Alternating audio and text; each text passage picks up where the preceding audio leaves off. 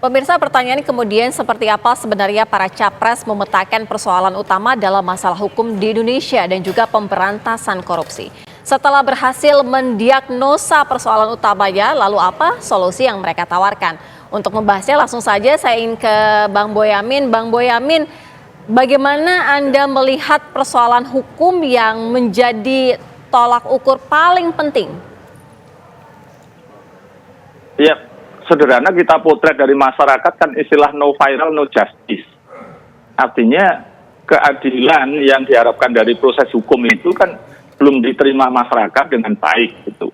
Untuk mendapatkan keadilan, jangankan keadilan, kepastian hukum aja betapa berat gitu. Dan selalu akhirnya terpaksa mengulang itu kan untuk melaporkan kehilangan kambing, biayanya kehilangan sapi gitu.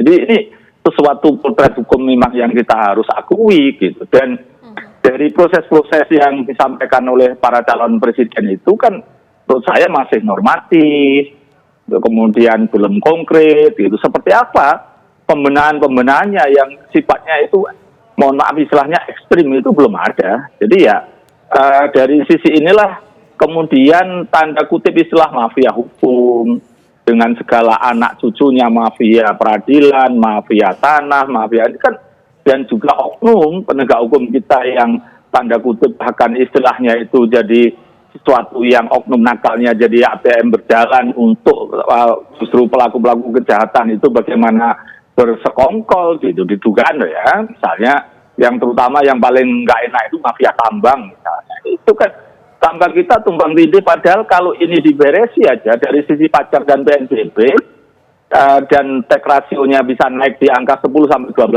itu kita bisa dapat 3.000 sampai 4.000 triliun dari sektor tambang dan kebun. Tapi kemudian apa yang terjadi, kita APBN kita aja hanya 3.100 bahkan itu tidak tercover. Padahal kalau ini diberesi aja, sebenarnya kita tidak hanya sekedar tidak perlu utang lagi, juga membayar hutang-hutangnya sekaligus itu mampu. Dan ini yang kemudian juga berimplementasi dengan pertumbuhan ekonomi.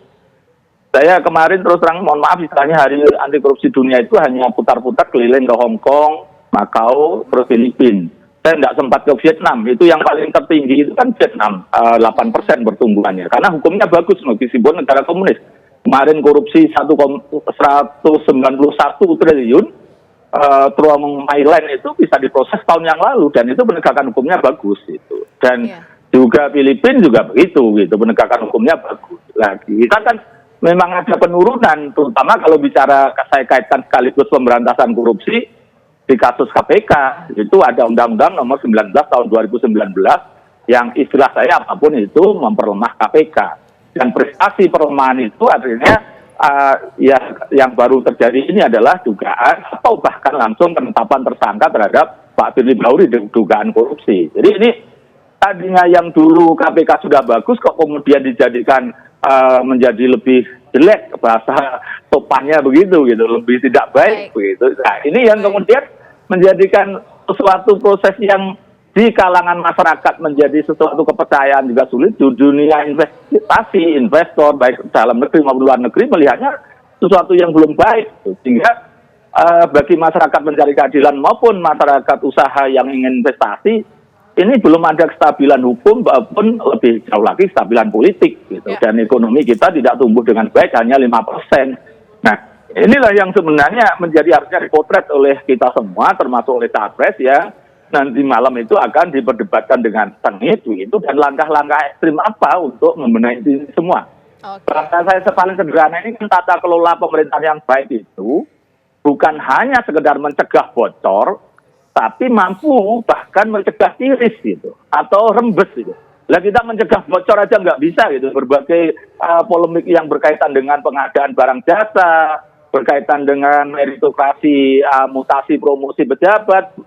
Terakhir adalah perdagangan pengaruh terkait dengan izin dan lain sebagainya, tambang dan juga beberapa yang jadi kasus-kasus yang ditangani KPK maupun Kejaksaan Agung kemarin tindak pidana ekonomi bagaimana minyak goreng langka dan mahal nyata, gitu kan? Ada rangkaian-rangkaian persekongkolan yang mampu dibongkar, gitu. Nah kalau ini tidak ada pembenahan yang ekstrim 5 tahun ke depan ya kita akan tetap kalah dari negara-negara ASEAN, gitu. Bahkan bisa disalib Timur Timur nanti, Bu Trivira. Baik, Bang Boyamin. Tadi menyatakan bahwa penegakan hukum di Indonesia ini terus menurun. Apakah ketiga juru bicara dari ketiga pasangan capres-cawapres juga sama menilai bahwa penegakan hukum di Indonesia terus menurun? Kami akan membahasnya usai jeda berikut. Kami akan kembali.